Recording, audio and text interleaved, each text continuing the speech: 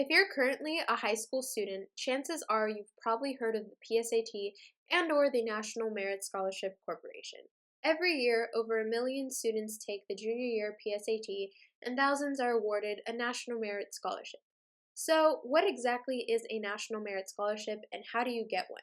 If you're confused right now and haven't even heard of the National Merit Scholarship, don't worry. Before I myself went through the process, I was completely clueless. While I had taken the PSAT freshman and sophomore year since it was offered at my school and I figured I could use the practice, I was never really sure what the National Merit Scholarship process entailed. Luckily, I scored a 1470 on my junior year PSAT and ended up winning a National Merit Scholarship, so I got first-hand experience which I will now pass on to you. Before we get into the video, be sure to subscribe and like this video if you want to see more like this and help others find it. That's all for the intro, so let's get into the video.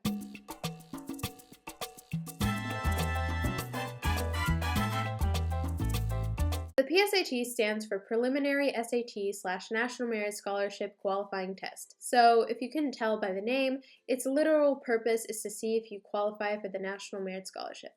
The test is given by College Board, the same company that produces the SAT, SAT subject tests, and AP exams. The freshman and sophomore year PSAT exams are optional and don't count at all towards the National Merit Scholarship, so I highly recommend doing them since they won't affect anything and will allow you to practice for both the PSAT and the SAT. You'll get score reports back from each test, so you can evaluate your weak areas and already start working on them early. In junior year, you definitely want to take the PSAT. Again, you can't lose here. Colleges don't care at all about your PSAT score and you won't be reporting it to them, so if you completely bomb it, they'll never know. Be sure to prepare for it over the summer while you're hopefully also studying for the SAT or even the ACT since they overlap in several ways. The PSAT is graded on a scale of 320 to 1520 with the evidence-based reading and writing section score on a scale of 160 to 760 and the math score on a scale of 160 to 760. The test always occurs in mid-October and you usually get your score back in around mid-December. That's when the evaluation process begins. If you qualify for the National Merit Scholarship, basically on your test you need to mark that you're currently a junior in high school or 11th grade and that you're planning to accept admission to college no later than 2 years after you've taken the PSAT. Your scores will be compared to all of the other scores of juniors who took the PSAT that year. The first step in the National Merit Scholarship process is becoming a National Merit semifinalist. To be a semifinalist, you must meet a cutoff PSAT score, which ranges from state to state and is based on your selection index score, or the sum of your 3 test scores. When you get your score report back, it'll have the total score and the scores from the 2 main sections, as well as the scores for the 3 sub-test scores, reading, writing, and language, and math, on a scale of 8 to 38. To calculate your selection index score, you add the scores you got from each test and multiply the total by 2. So the range of the selection index scores is from 48 to 228. I know it sounds complicated, it's really not that bad. Also in the link in the description box there'll be a PDF document from National Merit where they kind of detail this in more detail. The easiest way to know you'll be a semifinalist is by knowing your selection index score and comparing it to the cutoff selection index score of your state. You can find those cutoff scores for each year.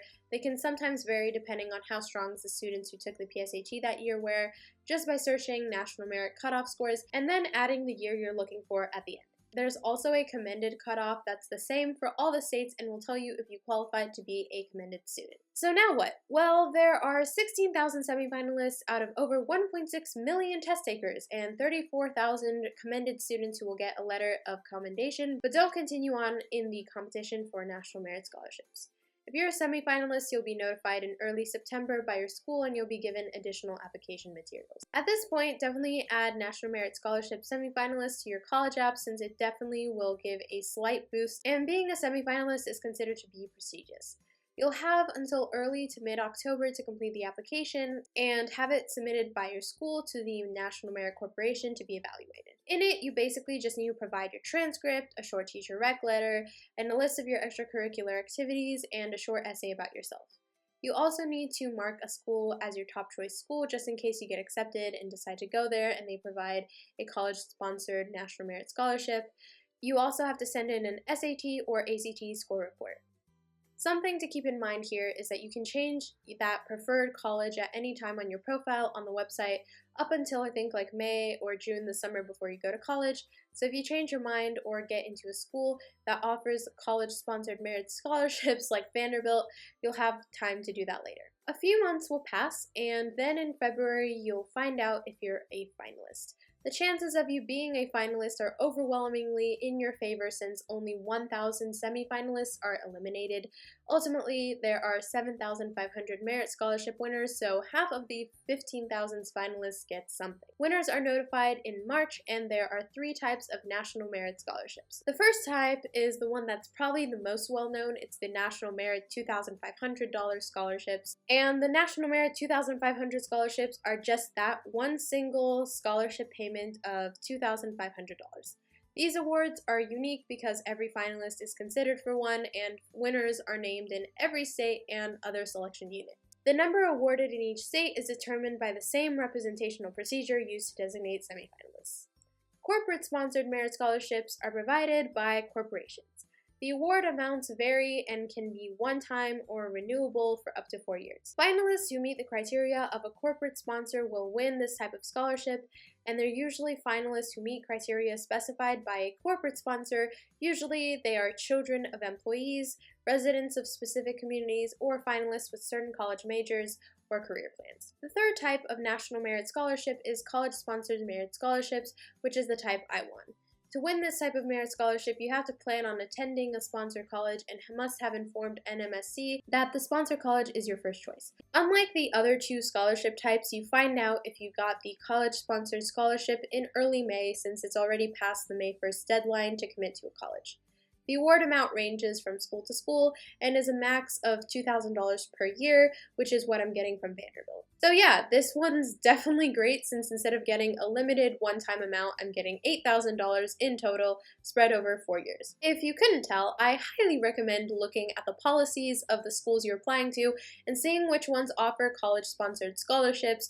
There's actually not that many that offer college-sponsored National Merit Scholarships. For instance, none of the Ivies do. So if you want to see a full list of colleges that offer them, I'll have the link down in my description box. And that's that. So hopefully that explained how I went from being a National Merit semifinalist to being a National Merit finalist, and then winning the college-sponsored National Merit Scholarship, as well as the other 2 types of National Merit Scholarships you can win, and just the whole process and how it all works.